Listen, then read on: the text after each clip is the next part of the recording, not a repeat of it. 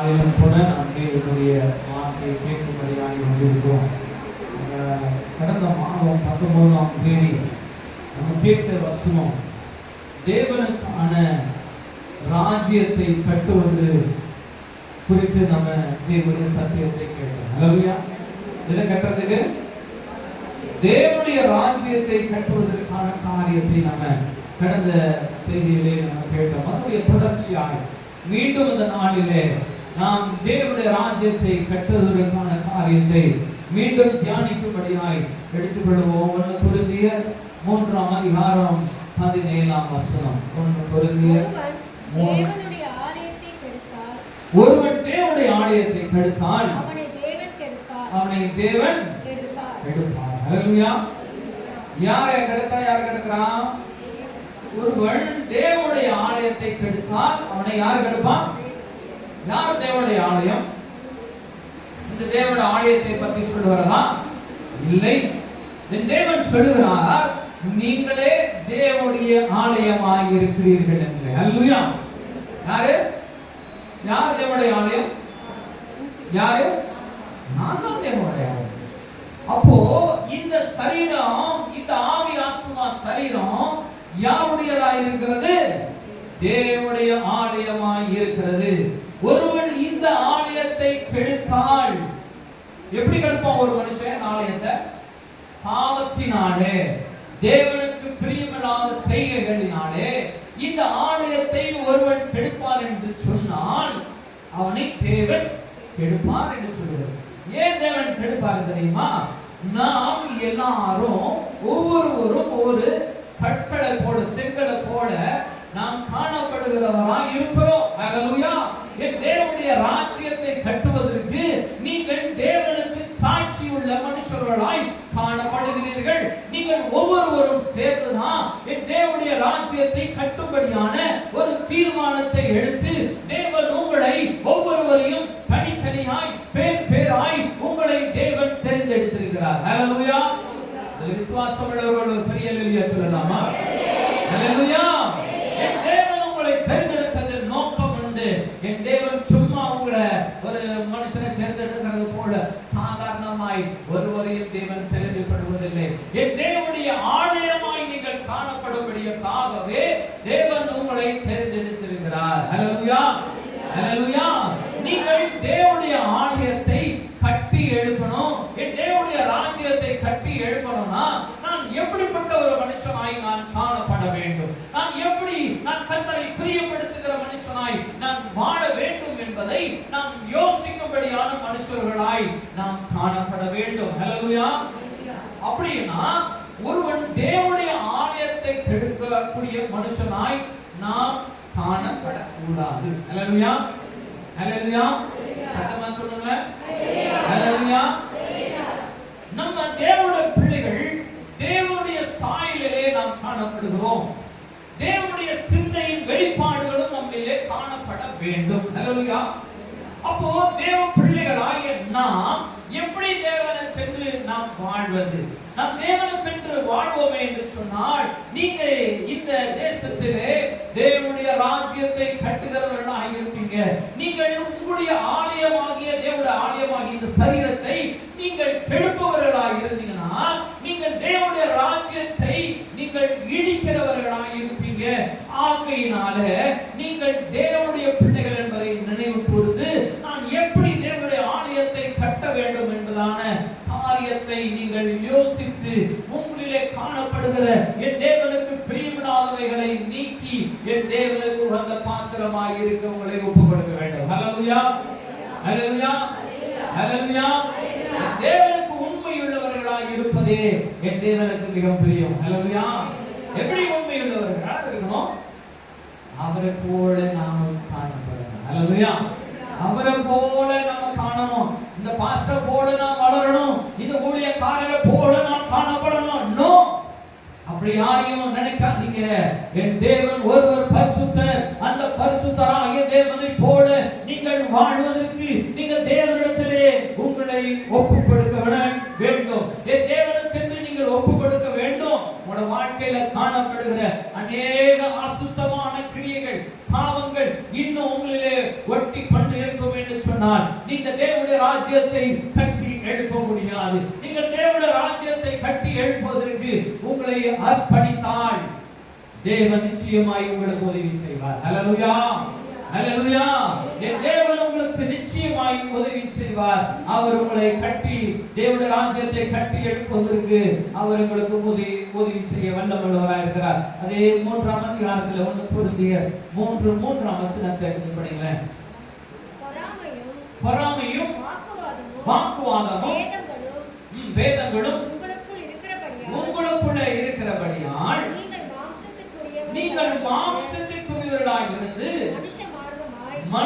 மனுஷ மார்க்கமாய் நடக்கிறீர்கள் அல்லவா. இங்கே முதலாவது காரியமாய் கர்த்தருடைய வார்த்தை நம்மளுக்கு வருகிறது. தேவன் சொல்லுகிறார், இந்த மனுஷ மார்க்கமான ஒரு தேவனுடைய பிள்ளையாய் நீங்கள் காணப்பட வேண்டாம் என்று கர்த்தர் சொல்லுகிறார். ஹல்லேலூயா. யார் மாதிரி? சாதாரண மனுஷர்கள். அவர்கள் பொறாமை கொள்வாங்க, அவங்க உலகத்தின் மேன்மைகளை குறித்து பாராட்டுவாங்க. அப்படிப்பட்ட ஒரு காரியம் நமக்குள்ள இருக்கக்கூடாது. வாக்குவாதங்கள், எது எடுத்தாலும் உடனே ஒன்று சொன்னா 9 சொல்றது வாக்குவாதம். அது அப்பாவா இருந்தாலும் சரி, புருஷ மனைவியா இருந்தாலும் சரி, அண்ணன் தம்பியா இருந்தாலும் சரி, நண்பர்களா இருந்தாலும் சரி, எது எடுத்தாலும் ஒரு வாக்குவாதம், எது எடுத்தாலும் வாக்குவாதம். தேவனுக்கு பிரியமில்லாத காரியம் வாக்குவாதம். தேவ பிள்ளையே, நீ கர்த்தருக்கென்று தெரிந்தெடுக்கப்பட்டிருக்கிற ஜனம், உனக்குள்ளே பொறாமையும் வாக்குவாதங்களும் இருக்குமே என்று சொன்னால் இந்த கல்லு வேகாத கல்லாயிரும். ஹல்லேலூயா. எந்த கல்லு? இந்த கல்லு என்னவா இருக்கும்? என்ன வேகாதது? செங்க சுடல வெந்திருக்கும் இல்லையா? அந்த வெந்த கல்லு மட்டும்தான் என்ன பண்ணுவாங்க? புத்தனாரு ஒரு கட்டை எழுப்புறதுக்கு பயன்படுவாங்க. வேகாத கல் என்ன பண்ணுவாரு? வெட்டுவாரு. அந்த இதை வச்சு வெட்டி பார்ப்பாரு, சரியில்லை, உள்ளெல்லாம் அப்படியே தான் இருந்தா என்ன பண்ணுவாரு? தூக்கி போட்டுருவாங்க. ஹல்லேலூயா. அவர்களை தூக்கி போட்டுருவாங்க. நம்முடைய கர்த்தர் சரியா வேகாத கல்லா இருப்பீங்கன்னா அவர் நம்மளை தூக்கி எறிந்து விடுவார். இதுக்காகவா தேவன் நம்மளை தெரிந்தெடுத்திருக்கிறாரு. நீங்க கர்த்தருடைய பிள்ளை. இந்த உலகத்தில் அநேக சோதனைகள், அநேக வேதனைகள் நம்மளை என்ன பண்ணும்? சூழ்ந்து கொள்ளும். தேவனாகிய இயேசு கிறிஸ்து நம்மளை மீட்டெடுத்ததன் நோக்கம், நாம் இந்த தேசங்களில் நாம் தேவனுடைய ராஜ்யத்தை கட்டுவதற்கான பிள்ளைகளாய் காணப்பட்டு அநேகரை கிறிஸ்துவின் பாதையிலே வழி நடத்தக்கூடிய தேவனுடைய ஜனமாய் காணப்பட வேண்டும் என்பதற்காகவே. ஹல்லேலூயா, ஹல்லேலூயா. அப்படிப்பட்ட மனுஷர்களாகிய நாம் சாட்சியற்ற வாழ்க்கை வாழ்ந்து நாமும் சாதாரண மனுஷர்களை போல இந்த மனுஷ மார்க்கத்துக்குரிய பழக்கங்கள் நம்மிலே மாறாததாய் காணப்படுமே என்று சொன்னால், எனக்குள்ளே கிறிஸ்து இருந்தும் நான் சரியாக ரட்சிக்கப்படாதவனாக இருக்கிறேன் என்று அர்த்தம். ஹல்லேலூயா, ஹல்லேலூயா. நாம் தேவனுக்குள்ள பிரியவர்களாய் இருக்கணும் என்று சொன்னா நம்மளுக்குள்ள என்ன இருக்கக்கூடாது? என்ன இருக்கக்கூடாது? பொறாமை இருக்கக்கூடாது, வாக்குவாதங்கள் இருக்கக்கூடாது என்று சொல்லி கர்த்தருடைய வசனம் சொல்லுகிறது. தேவ பிள்ளையே, நீ யாரா இருந்தாலும், நீ யாருக்காகவும் எதற்காகவும் என்ன பண்ண வேண்டாம்? பொறாமை கொள்ள வேண்டாம். வசனமும் சங்கீதத்திலையும் நம்ம பார்த்தோம். என்ன பண்ணாதீங்க? யாரு மேலும் நீங்க பொறாமை கொள்ளாதீங்கன்னு சொல்லுகிறார். ஹல்லேலூயா. அப்படி தேவனுடைய வசனம் நம்மள பொறாமை கொள்ள வேண்டாம் என்று சொல்லுகிற வார்த்தையை கேட்கிறேன்னா, இந்த காது கேட்கறது என்ன பண்ணணும்? உள்ள போய் நம்மளுடைய கிரியைகளை மாற்ற வேண்டும். ஹல்லேலூயா. இனிமேலும் நாம் யார் மேலேயும் பொறாமை கொள்ளக்கூடாது. இனிமேலும் நம்முடைய வாழ்க்கையில வாக்குவாதங்கள் இருக்கக்கூடாது. புருஷன் மனைவி கிட்ட சொன்னா, மனைவி புருஷன் இடத்துல சொன்னா, பிள்ளைகள் இடத்துல சொன்னா, நீங்கள் என்ன பண்ணணும்? உடனடியா ஆர்கியூமெண்ட் போயிடக்கூடாது. இது சரியா இருந்துச்சுன்னா, கர்த்தருக்குரியதா இருக்கும்னு சொன்னா ஆமென் என்று சொல்லி நீங்க அதை ஏற்றுக்கொண்டு கர்த்தருக்கான பிள்ளைகளாய் வாழ உங்களை ஒப்புக் கொடுங்க. கர்த்தர் உங்களை ஆசீர்வதிப்பார். மத்தேயு 24ஆம் அதிகாரம் 4ஆம் வசனத்தை வாசிங்களேன். யாராவது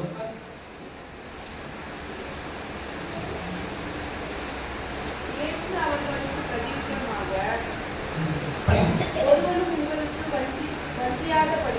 ஒருவனும் உங்களை வஞ்சியாதபடிக்கு எச்சரிக்கையாய் இருங்கள். அல்லேலூயா.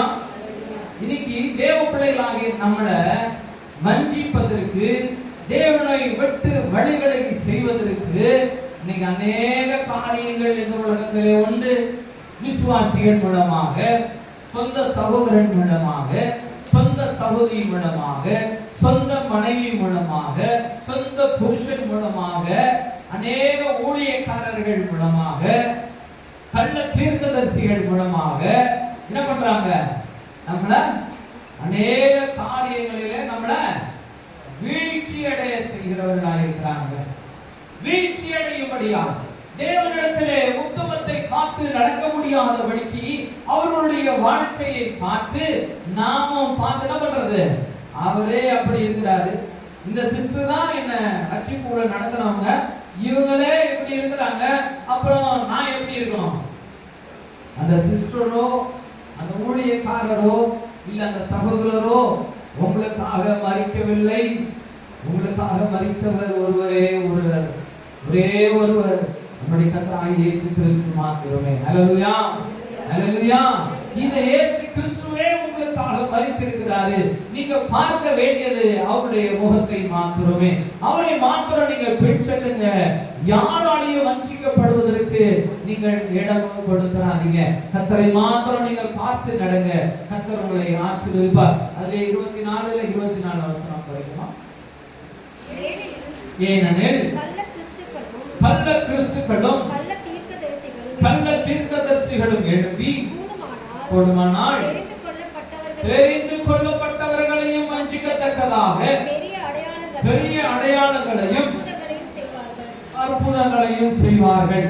இந்த கடைசி நாட்களில் பிசாசு யாரையும் வஞ்சிக்கும்படியாக, நம்முடைய வாழ்க்கையை சோர்வடைய செய்யும்படியாக, நம்முடைய விசுவாசத்தை கெடுக்கும்படியாக, நம் தேவனுடைய ராஜ்யத்தை கட்டக்கூடாதபடிக்கு பிசாசு அநேகரை கொண்டு நம்மளை வஞ்சிக்க இப்படி கள்ள தீர்க்கதரிசிகளை இந்த கடைசி நாட்களிலே உருவாக்குவான்.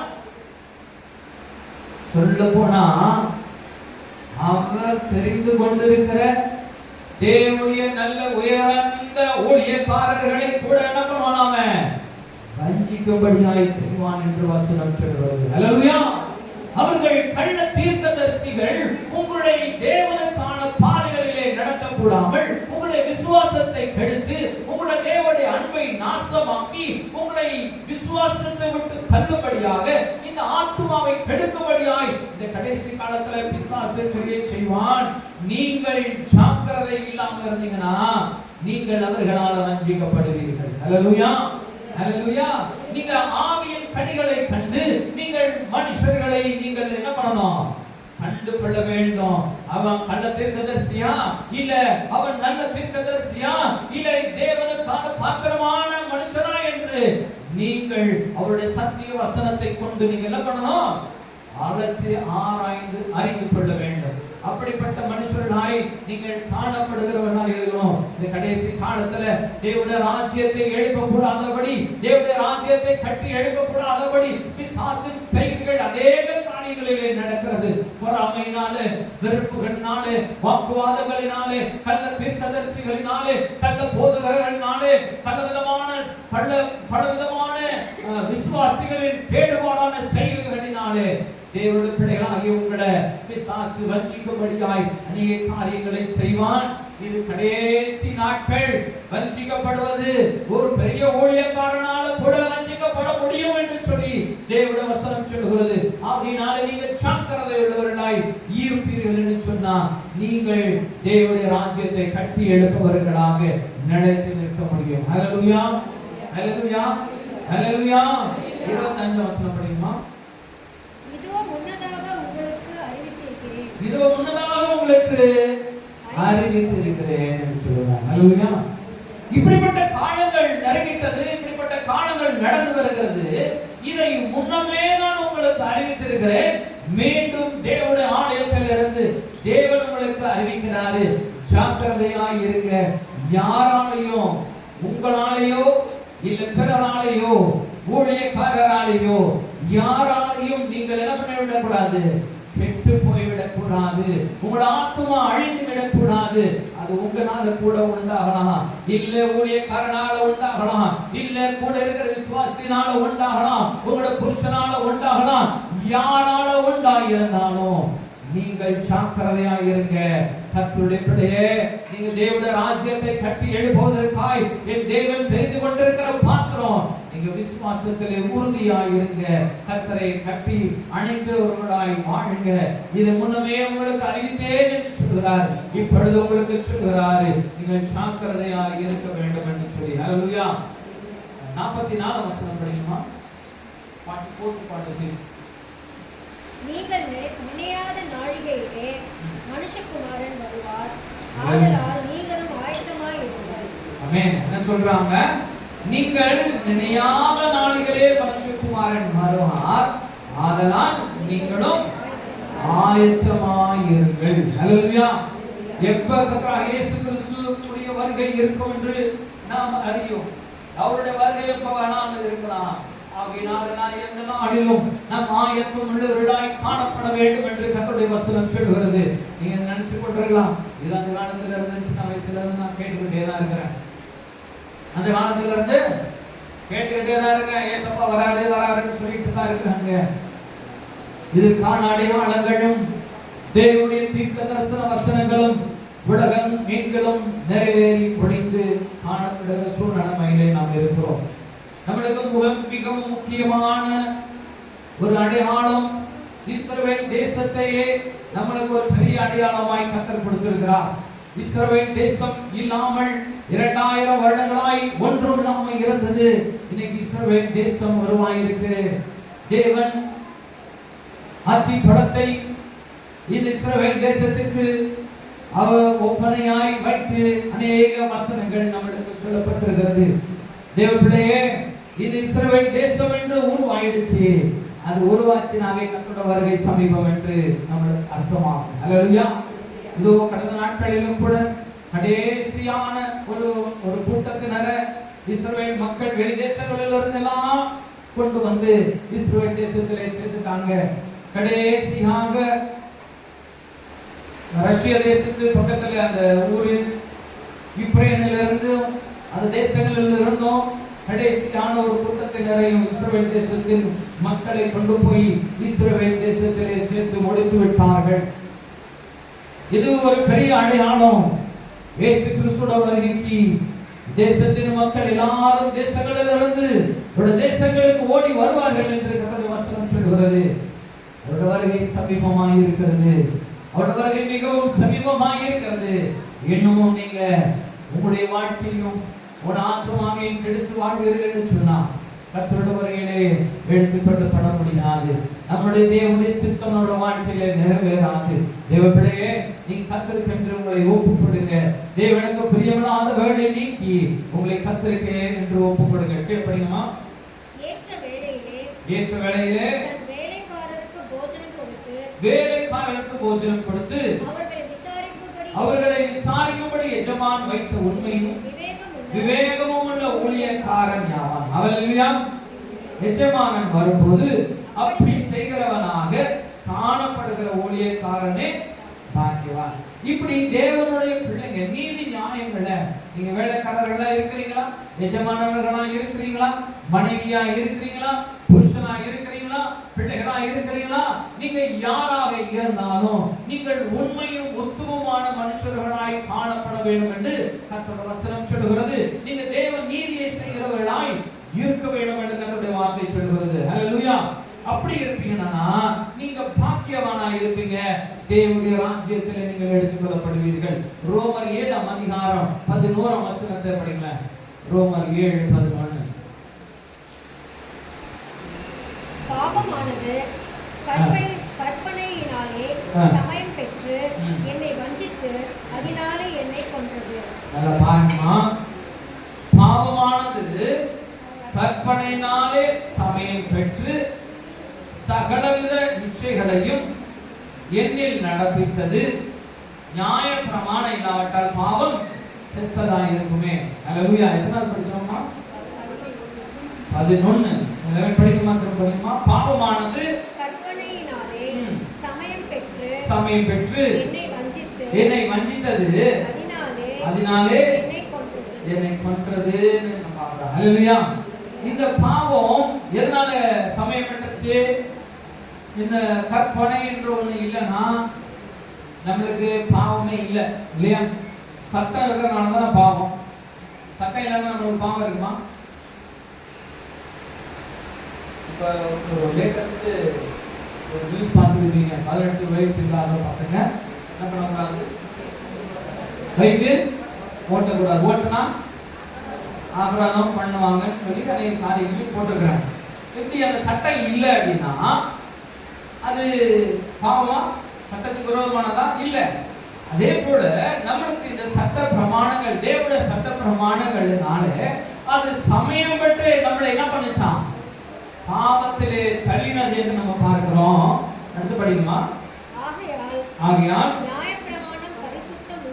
நியாயப்பிரமாணம் பரிசுத்தம் உள்ளதுதான், கற்பனையும் பரிசுத்தமாயும் நீதியாயும் நன்மையாயும் இருக்கிறது. ஹல்லேலூயா. இப்படி இருக்க நன்மையானது எனக்கு மரணமாயிற்றோ அப்படி அல்ல, பாவமே எனக்கு மரணமாயிற்று. கற்பனையினாலே மிகுந்த பாவமுள்ளதாக படிக்கும் நன்மையானதை கொண்டு எனக்கு மரணத்தை உண்டாக்குனதுனாலே பாவமாக விளங்கும்படிக்கும் அப்படி ஆயிற்று. இப்படி பாவத்தின் காரியங்கள், சட்ட திட்டங்கள், தேவனுடைய சட்ட திட்டங்கள் மூலமாக அது சமயம் பெற்று நம்மளுக்கு இப்படிப்பட்ட பாவத்தின் காரியங்களை நம்ம விடுபடி காரணம் ஆயிற்று. ஆனாலும் தேவன் நம்மளுக்கு இந்த பாவத்திலிருந்து விடுதலை செய்வதற்கு இயேசு கிறிஸ்துவுடைய ரத்தம் நம்மளை எல்லா பாவங்களிலிருந்து கழுவி சுத்திகரித்தது. ஹல்லேலூயா. எல்லா பாவங்களிலிருந்து நம்மளை கழுவி சுத்திகரித்தது. தேவன் நம்மளை பாவத்திலிருந்து அப்படியே தொடர்ந்து வாழ்வது அவருக்கு பிரியமல்ல. ஆகையினாலே தேவனாகிய இயேசு கிறிஸ்துவானவர் இந்த பூமியிலே இறங்கி வந்து நம்முடைய பாவம் கழுவப்படும்படியாய் அவருடைய ரத்தத்தை சிந்தி நம்மளை பரிசுத்தப்படுத்தி மீட்டெடுத்திருக்கிறார். ஹல்லேலூயா. ஹல்லேலூயா. 17 இருந்து 20 வசனம் படிக்குமா? 17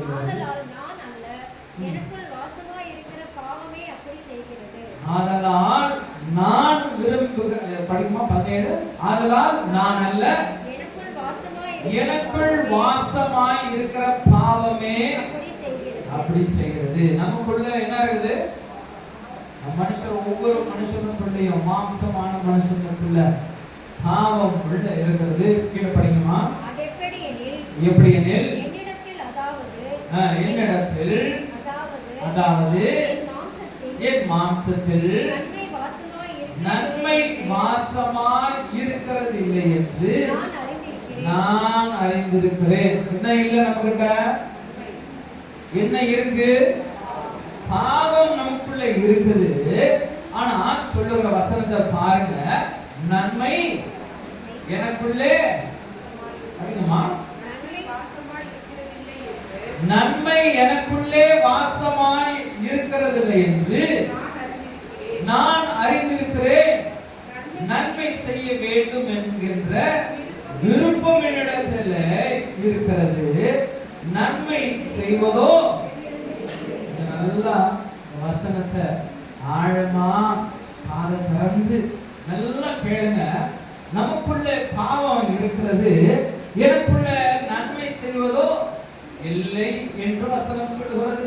இன்னைக்கு அநேகருடைய வாழ்க்கையில நடக்கக்கூடிய காரியம், இயேசுவை ஏற்றுக்கொண்டிருக்கிறதான தேவனுடைய பிள்ளைகளே, நம்மளை தேவன் பரிசுத்தப்படுத்தும்படியாக, நீதியின் பிள்ளைகளாய் வாழும்படியாக, அவருடைய பரிசுத்த ராஜ்யத்துக்குள்ளே பிரவேசிப்பதற்கு நம்மளை ஆயத்தப்படுத்தும்படியாய் கர்த்தருடைய வார்த்தை சொல்கிறது. இந்த மாம்ச சரீரமாகிய நமக்குள்ளே பாவம் இருக்கிறது. நாம் நன்மை செய்வதற்கான காரியம் எனக்குள்ளே இல்லை என்று சொல்கிறது. அல்லேலூயா. நமக்குள்ளே நன்மை செய்வதற்கானவைகள் என்னிடத்தில் இல்லை, ஆனால் பாவம் உள்ளே குடியிருக்கிறது மனுஷனுக்குள்ளே. கீழே படிக்குமா? ஆதலால்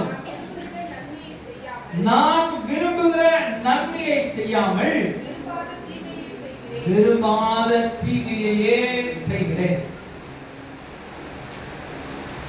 நம்ம தேவனுடைய பிள்ளைங்க ரட்சிக்கப்பட்டாச்சு, நீதியின் மக்களாய் மாறியாச்சு, அவருடைய நீதியை பெற்றுக்கிறோம், நம்ம பரிசுத்த வாழ்க்கை வாழுகிறதான தேவனுடைய ஜனம். நான் நன்மை செய்யணும்னு நினைக்கிறேன்னா, ஆனா போய் செய்யும் பொழுது என்ன செய்யறேன்? நன்மை செய்யறோமா? என்ன செய்கிறோம்? நான் சொல்லலப்பா, உடனே இந்த பாஸ்டர் இப்படியே தான் சொல்லினே இருப்பாருன்னு என் மேல கோபப்படாதீங்க. கர்த்தருடைய வசனம் சொல்லுகிறது. ஹல்லேலூயா, ஹல்லேலூயா. தேவனுடைய ஆலயத்துல இன்னைக்கு விசுவாசிகள் எதிர்பார்க்கிறது ஒரே ஒரு காரியம் மட்டும்தான். என்ன எதிர்பார்க்கிறாங்க எல்லாரும்? தேவனிடத்துல ஆலயத்துல வருகிற நம் ஒரு காரியத்தையே எதிர்பார்த்து எப்பொழுதும் வருவோம். என்ன வரும்? சத்தமா சொல்லுங்க, சத்தமா சொல்லுங்க, நல்லா சத்தமா. என்ன வேணும்? இந்த ஆசீர்வாதம் நம்மளை பரலோகத்துக்கு கொண்டு போய் சேர்க்குமா? இந்த ஆசீர்வாதம் நம்மளை தேவனிடத்துல கொண்டு போய் சேர்க்குமா? பிள்ளையே, நீ இயேசுவை போல மாறணும், அவருடைய சித்தத்தை செய்யணும். அதுக்காகவே அவருடைய ரத்தம் எனக்கு சிந்தப்பட்டிருக்கிறது. ஹல்லேலூயா. அவருடைய ரத்தத்தால மீட்கப்பட்டிருக்கிற நம்ம அவருடைய சித்தத்தை செய்யணும், அவருடைய நன்மையை செய்யணும். இங்கே மனுஷனுக்குள்ளே பாவம் குடியிருக்கிறது. நன்மை செய்யணும்னு நினைக்கிறேன், ஆனாலும் நான் போய் செய்யும் பொழுது தீமையே செய்கிறேன்னு சொல்லுவது வசனம். ஏன் தெரியுமா? நமக்குள்ளே இருக்கிற பாவம் வெளிப்படுகிறது. எங்கெல்லாம் வெளிப்பட முடியுமோ அது சமயம் பெற்று அது வெளிப்படுகிறதா இருக்கிறது. இதிலிருந்து நான் எப்படி வெளிப்பட முடியும்? கீழே படிக்குமா? அந்தபடி நான் விரும்பாததை செய்தால் நான் அல்ல,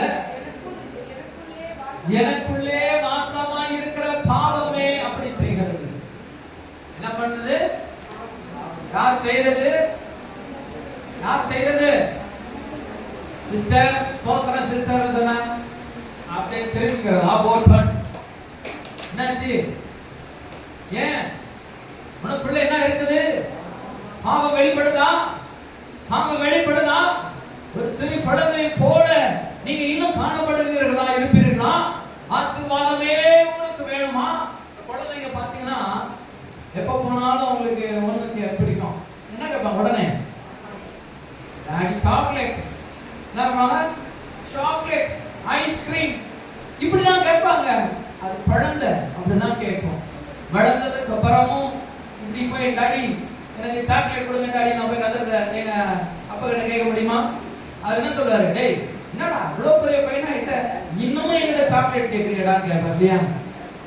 பிள்ளையே, அப்படிதான் நம்மளோட வாழ்க்கை இருக்கிறது.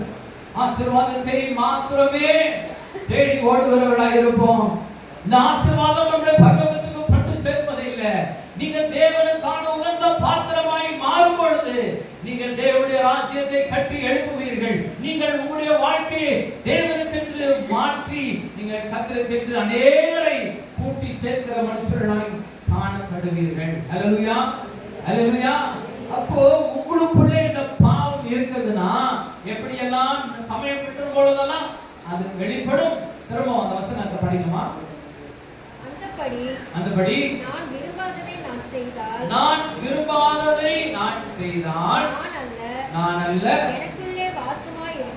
எனக்குள்ளே வாசமாய் இருக்கிற பாவமே அப்படி செய்கிறது. ஹல்லேலூயா.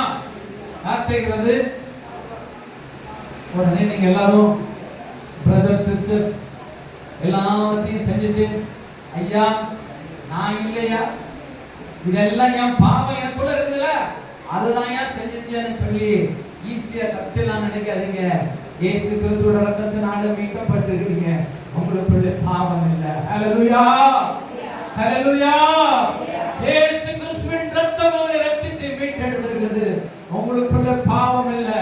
என் தேவனுடைய ரத்தம் உங்களுக்குள்ளே போய் கொண்டிருக்கிறது. இயேசு கிறிஸ்துவின் ஜீவனுள்ள ரத்தம். அவர் மரிக்கல, அவர் இன்னைக்கு உயிரோடு இருக்கிறார். அவருடைய ரத்தம் உங்களுக்குள்ளே இருக்குமே என்று சொன்னா, அவருடைய ரத்தம் உங்களை கழுவி சுத்திகரித்து இருக்குமே என்று சொன்னா, இந்த பாவம் எந்த நாளிலும் உங்களிலே வெளிப்பட முடியாது. ஹல்லேலூயா, ஹல்லேலூயா.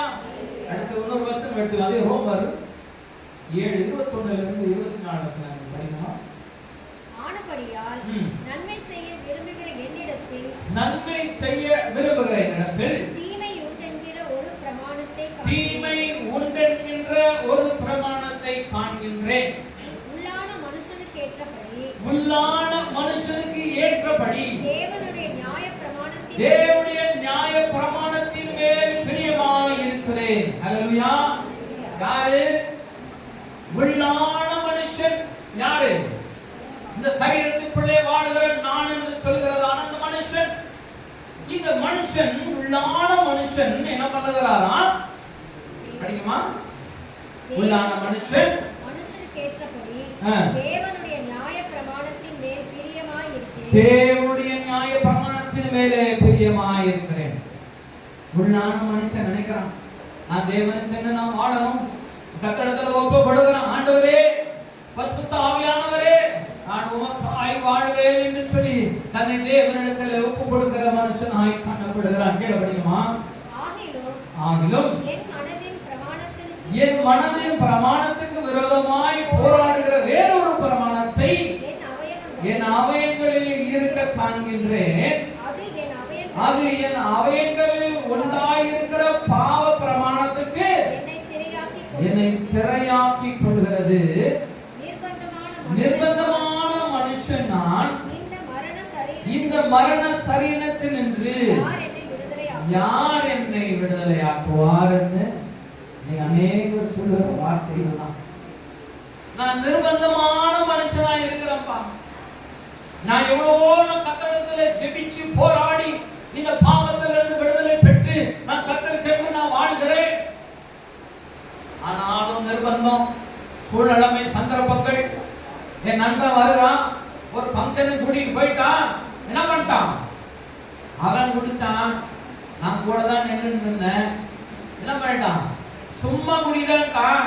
சும்மா குடிச்சேன், சும்மா நடந்துச்சு அப்படியே எல்லாம். அன்னைக்கு தொட்டேன், திரும்ப இந்த பாவம் என்னை பிடித்து விட்டது. என்னால் அந்த பாவத்தில் இருந்து விடுபட முடியல. என் தேவன் எனக்கு விடுதலை தருவாரா? நிர்பந்தமான மனுஷன். உண்மையாய் நீ தேவனுக்கு என்று உன்னை ஒப்பு கொடுப்பாய்ன்னு சொன்னான், அந்த பாவம் செய்யும்படியான இடத்திலே உன்னால உட்கார முடியாது. ஹல்லேலூயா, ஹல்லேலூயா. சங்கீதம் 1ஆம் அதிகாரம் மிகவும் தெளிவாய் நம்மளுக்கு சொல்லுகிறது, துன்மார்க்கருடைய ஆலோசனையிலே நடவாமலும் பாவிகளுடைய வழியிலே நில்லாமலும். இன்னைக்கு நம்ம பசங்க, நம்ம பிள்ளைகள், நம்ம தேவ ஜனங்கள் எல்லாம் நிக்கிறதெல்லாம் எங்க? அதெல்லாம் பாவிகளுடைய வழிகளிலே நின்று கொண்டே இருப்பது. அப்ப என்ன பண்ணுவான் பிசாசு? என் வழியில தான் நீ நின்னுக்கிற, வாடான்னு சொல்லி கை பிடிச்சு இழுத்துட்டு போயிட்டே இருப்பான்.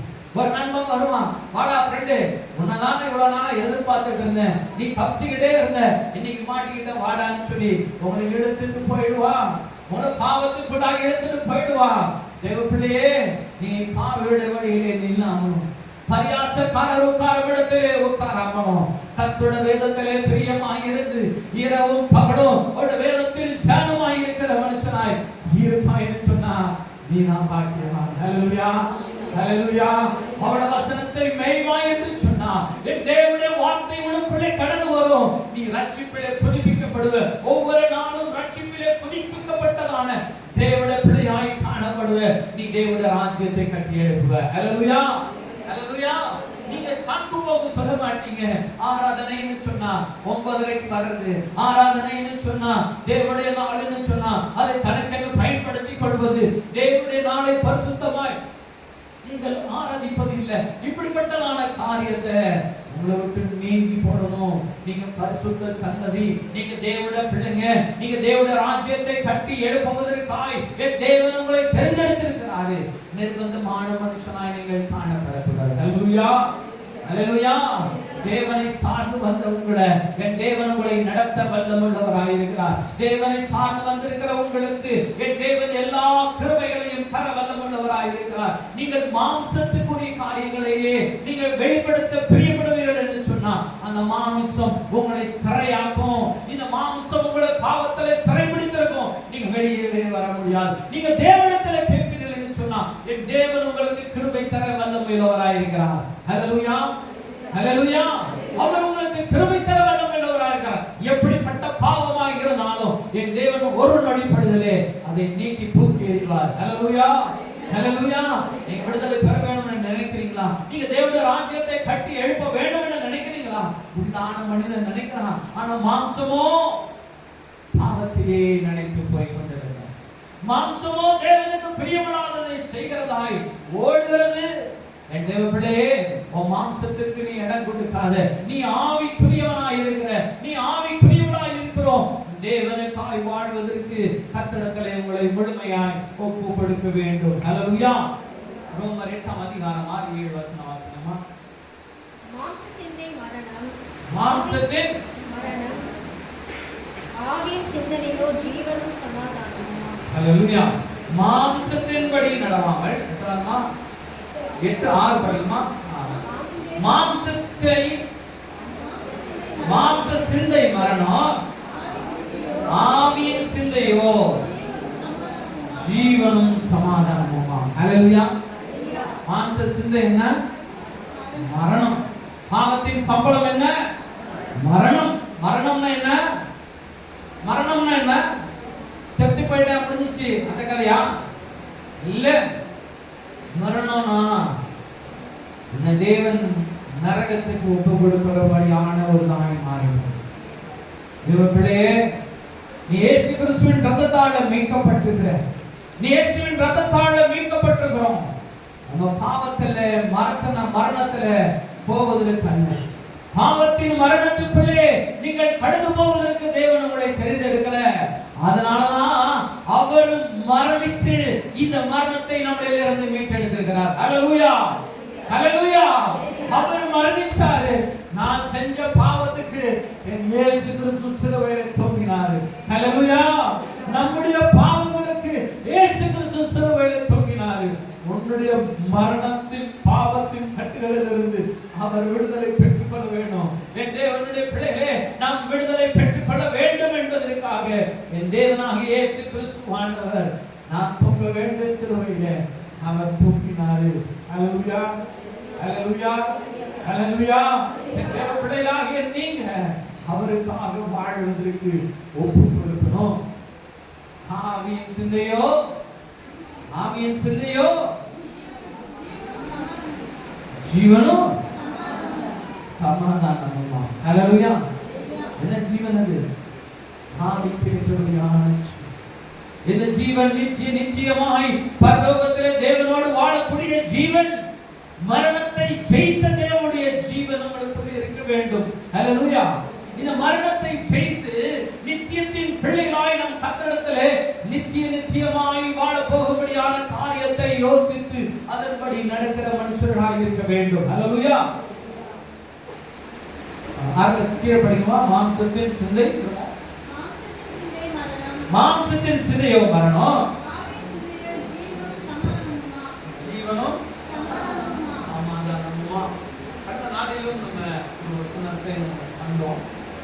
தேவனுடைய பிள்ளைகளாகிய நம்முடைய குடும்பங்களில் அநேக குடும்பங்கள், எல்லாருடைய மேக்சிமம் ஃபேமிலியில நான் சொல்றேன், இன்னைக்கு தேவனுடைய குடும்பத்துக்குள்ளே சமாதானமே இல்லை.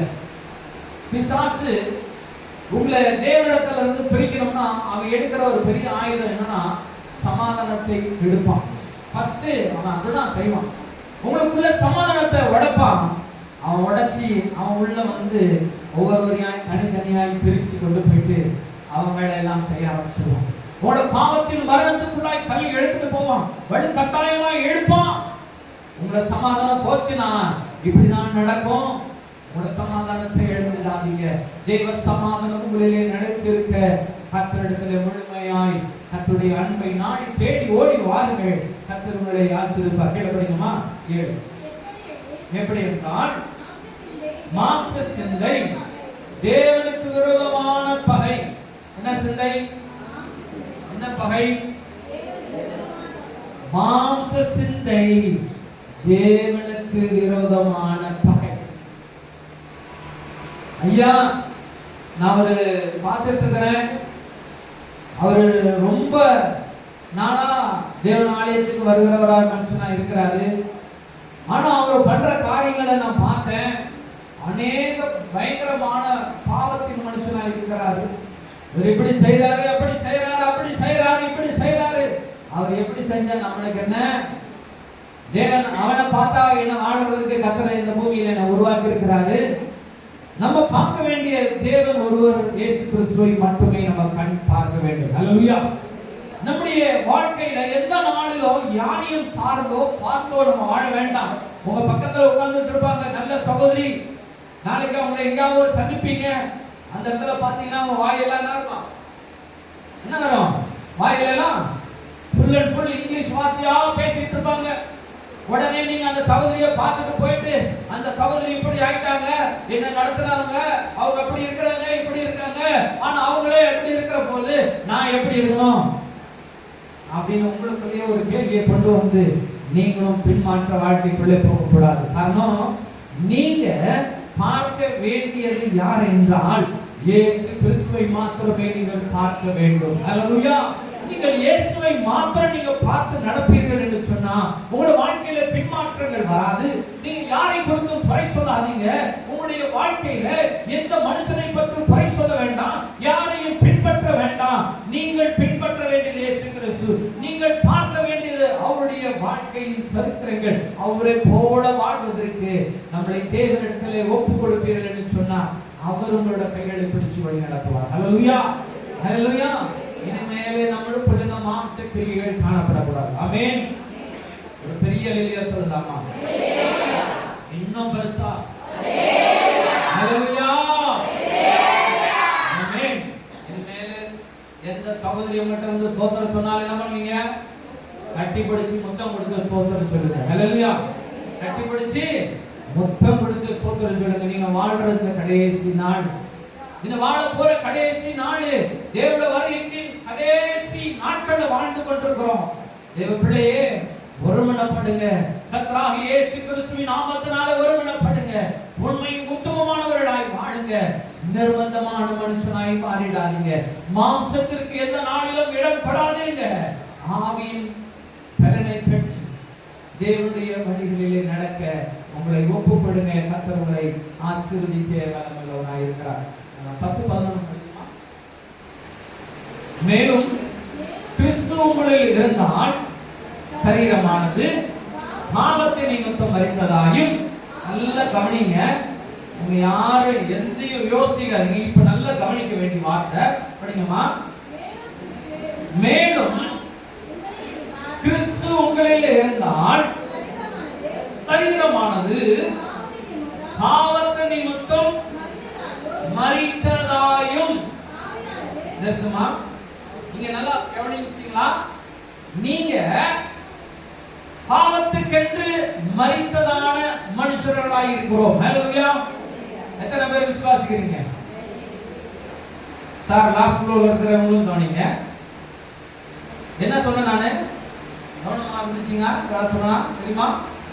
வசனம் சொல்லுகிறது, படிமா. மேலும் கிறிஸ்து உங்களில் இருந்தால் சரீரமானது பாவத்துக்கு நிமித்தம் மரித்ததாயும். யார் இருந்தா? யார் இருந்தா? யார் இருந்தா?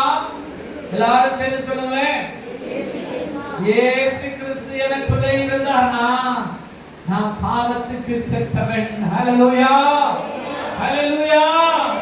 ஹல்லேலூயா. நான் பாவத்துக்கு செத்தவன்பா. எனக்குள்ள பாவம் வராது. ஹல்லேலூயா. கீழ படிங்கம்மா. ஆவியானது நீதி நிமித்தம் ஜீவனுள்ளதாயும் இருக்கும். ஹல்லேலூயா. யாரு? நான் இந்த ஆவி எனக்கு ஜீவனுள்ளதாயும் இருக்கும். ஹல்லேலூயா. நான் பாவத்துக்கு செத்தேன், ஆனா தேவனுடைய நீதியை செய்வதற்கு உயிர் பெற்றவனாய் இருக்கிறேன் என்று வசனம் சொல்கிறது. என் தேவ பிள்ளைகளே, நீங்கள் தேவனுடைய ராஜ்யத்தை கட்டி எழுப்ப வேண்டியவர்கள், நீங்க தேவனுடைய சித்தத்தை செய்ய வேண்டியவர்கள். நீங்க பாவத்துக்கு மரித்தவர்கள் அல்ல. ஹல்லேலூயா. நீங்க பாவத்தை செய்யக்கூடியவர்கள் அல்ல, நீங்கள் பாவத்துக்கு மரித்தவர்கள். என் தேவனுடைய நீதியை செய்ய வேண்டியவர்கள். ஹல்லேலூயா. நீங்க தேவனுடைய நீதியை செய்து பரலோக ராஜ்யத்துக்கான வேலைகளை இந்த பூமியிலே செய்து முடிக்க வேண்டும். ஹல்லேலூயா. ஹல்லேலூயா. 11 படிக்குமா? அன்றியும் மறுபடியும் இயேசு மரித்தோரிலிருந்து எழும்பினவருடைய ஆவி உங்களிலே வாசமாயிருந்தால் கிறிஸ்துவை மரித்தோரில் இருந்து எழுப்பினவர் உங்களில் வாசமாய் இருக்கிற தம்முடைய ஆவியினாலே சாவுக்கு ஏதுவான உங்கள் சரீரங்களையும் உயிர்ப்பிப்பார். ஹல்லேலூயா. இப்ப அந்த மாம்சத்தை யார் உயிர்ப்பிக்க கூடும்? யார் உயிர்ப்பிக்க முடியும்? தேவனாகிய இயேசு கிறிஸ்துவால் மாத்திரமே உயிர்ப்பிக்க முடியும். ஹல்லேலூயா. கர்த்தரிடத்தில் முழுதாய் ஒப்புக்கொடுங்க. கர்த்தர் நிச்சயமாய் உங்களை கர்த்தர் காத்துக்கொள்ள வல்லமை உள்ளவராய் இருக்கிறார். அது 8:13 வசனம் படிக்குமா? 8:13. மாம்சத்தின்படி பிழைத்தால் சாவீர்கள். மாம்சத்தின்படி பிழைத்தால் சாவீர்கள். ஆவியினாலே சரீரத்தின் செய்களை அழித்தால் பிழைப்பீர்கள். ஹல்லேலூயா. யாரால அழிக்கணும்? யாரால அழிக்கணும்? ஆவியினாலே. என்ன பண்ணணுமா?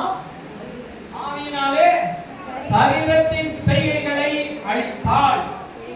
ஆவியினாலே தேவனுடைய ஆவியின் பலனை பெற்றீங்கன்னா மட்டும்தான் உங்களுடைய சரீரம் சொல்றத இந்த மாம்ச கிரியைகளை நீங்கள் அழிக்க முடியும் என்று கர்த்தருடைய வார்த்தை சொல்கிறது. ஹல்லேலூயா.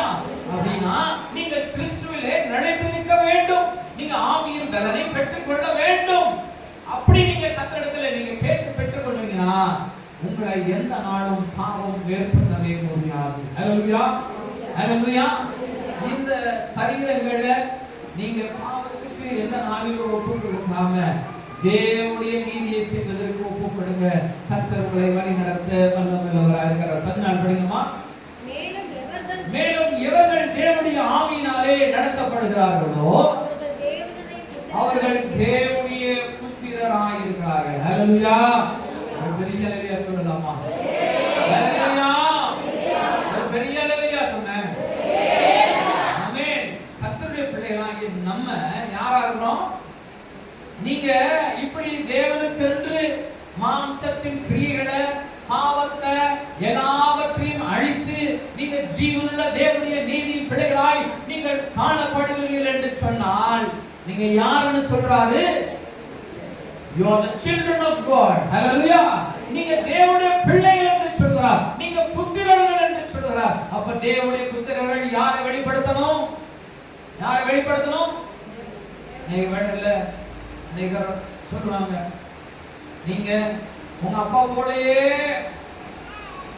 அநேக காரியங்களை செய்வீங்க, நீங்க உங்க அம்மா போலயே இருக்கிறீங்க, நீங்க உங்க அப்பா போலயே இருக்கிறீங்கன்னு சொல்றத கேட்கிறீங்க இல்லையா?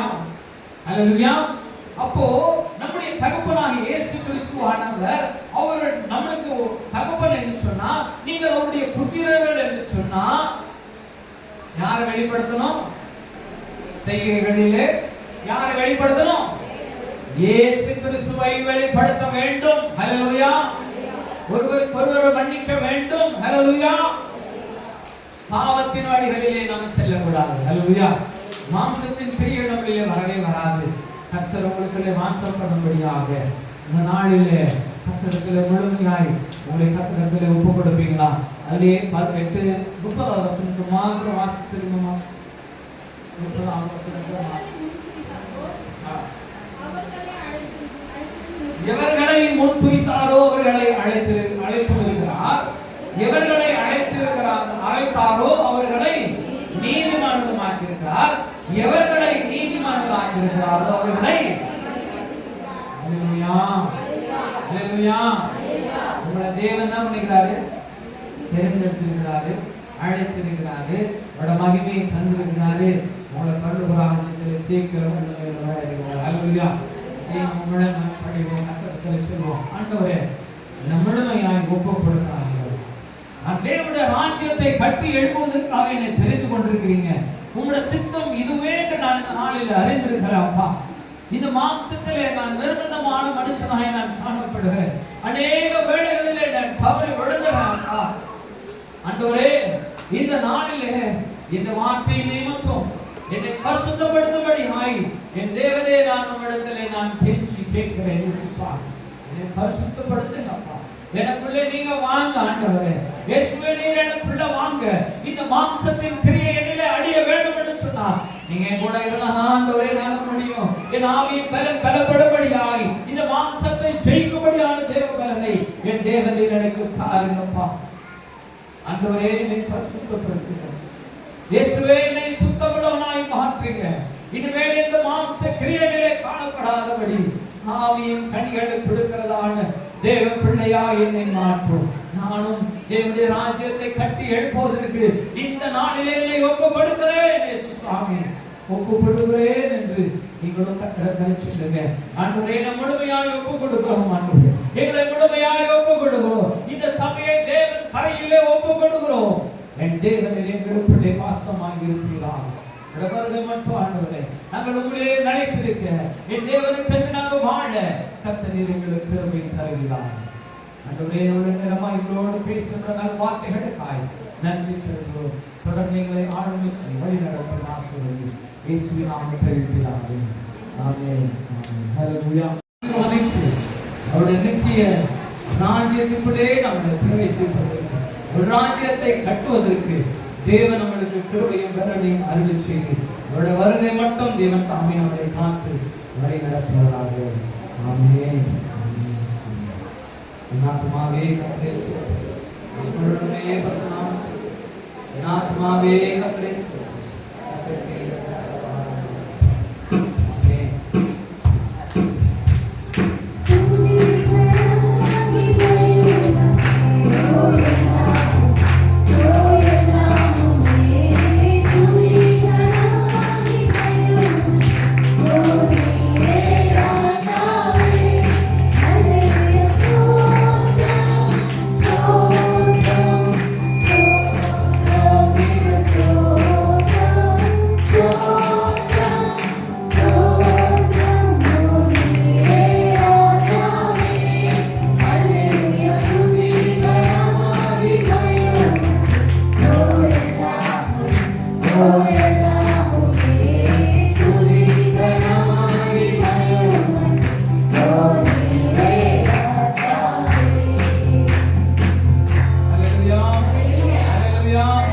Hallelujah.